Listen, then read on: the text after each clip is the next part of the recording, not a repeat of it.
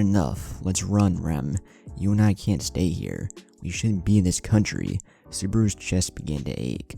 Grasping at his chest, he squeezes to distract himself from the pain. He is unable to withstand all the emotions circulating through his mind. Sadness, guilt, hatred, and fear. All the emotions he collected upon his various loops never subsided, clinging to him like leeches, sucking at his will to save Beatrice, Ram, Amelia, and all the defenseless villagers, all of which found their own parts into his heart, creating something he didn't have in this world, a family. He just couldn't do it anymore. Subaru saw no answer in sight. What was he to do? He was only a hopeless boy from another world trying to make sense of his whereabouts. He had no skills, he couldn't put up a good fight, and he only had his stupid, cocky attitude. Hell, he couldn't even take down 3 street thugs on his own. Useless, that's how Subaru classified himself. He no longer had hope for a future in which he saved the Roswell mansion from undergoing a massacre by the witch cult. Let's get a dragon-drawn carriage and head west. We'll leave Laguniga and go far west to Karagi, was it? We'll buy a little house and live there together. In his mind, Subaru knew that if he couldn't save the estate from collapsing, and its occupants, all of which he had grown to love, from dying, he sure as hell wasn't going to let Rem suffer the same fate again. Even if bad things happen, I'll be happy knowing someone is waiting for me at home with a smile. Saying these words felt like a betrayal to Amelia. While in this new world, he only saw himself with Amelia, her cute personality and her naive nature only complemented her beautiful looks. But with Return by Death, it felt like weeks to Subaru that he began to love Rem. When Amelia refused to trust him and left him in the capital, he couldn't help but feel abandoned. Subaru only wanted to help protect her from the dangerous people that fear her because of her elfish blood. After she left, he no longer felt the burning attraction he had towards her as he did when he first laid eyes onto her. If Subaru could find a way to save Amelia, he would. Without a doubt, Amelia didn't deserve to die, especially to the hands of the cult. However, Subaru couldn't save her. Even when he had her safe in a previous loop, she still died in his arms. Subaru didn't want any more of it. Not that he'll stop the death merely, he'll ignore it. But his main priority now was to keep Rem safe.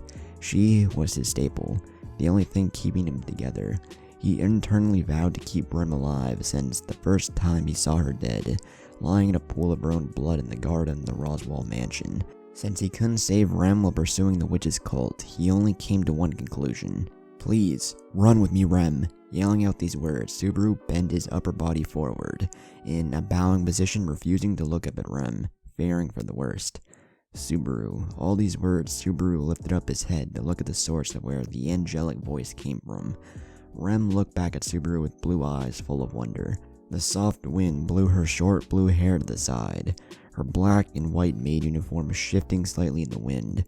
Rem clasped her hands together, raising them and held Subaru's hands in hers. Rem can't run with you. It is too sudden, too unlike Subaru. What about Lady Amelia? You would be leaving her too. Subaru looked down. Sadness overcame him, emptying any hope he had for his future with Rem. I see. I didn't expect you to agree, Rem, but I wanted to at least try. Subaru, why do you wish to leave? What has changed that has made you want to leave? Me? Rem pauses before implying herself. Subaru picks up on this.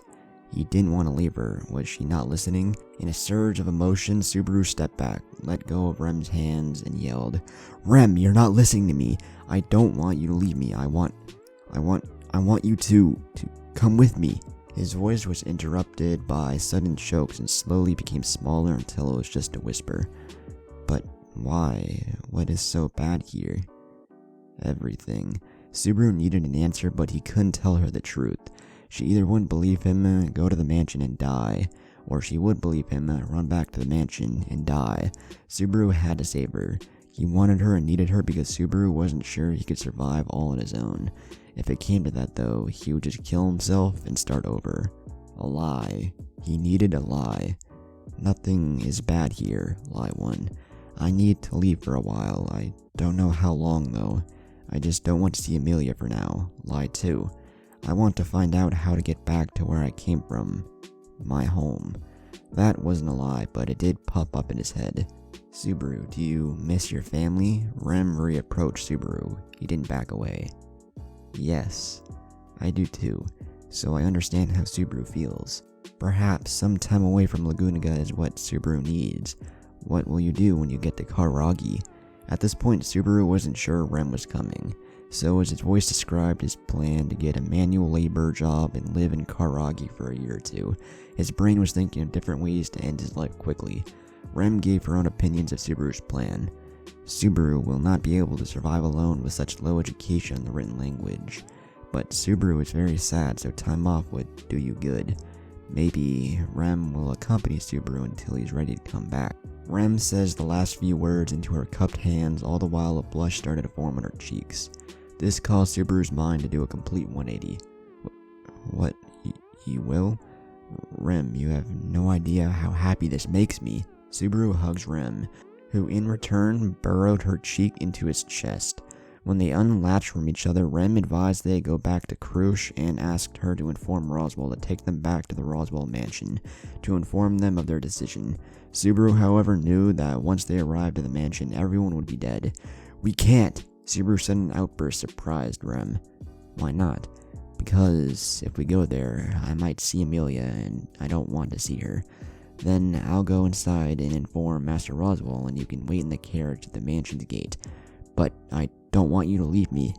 What do you suppose we do, Subaru? We can't just leave out of the blue. Subaru had a feeling Rem would say this, so he told her his plan. We can go back to Krush and inform her of our departure and our reasons why. We'll ask her to relay the message to the Roswell mansion. But older sister, don't worry, Rem. It won't be the last time you see her. His biggest and ugliest lie. Subaru is right. Rem will follow you wherever you go and keep you safe. Hopefully, Big Sister won't hate me when I come back. Rem gave a worried expression. Don't worry, Rem, Subaru said again. You're her younger sister. Rem would never hate you. Subaru is my greatest hero. Subaru felt guilty hearing those words. He was no hero. He couldn't save anybody, and now he's given up. There's nothing else he's willing to do other than running away. After they told Krush of their absence, they took a dragon carriage and headed for Karagi. Krush told them that a messenger would be sent at once to the Roswell mansion. Subaru knew that the messenger wouldn't meet a single living person there.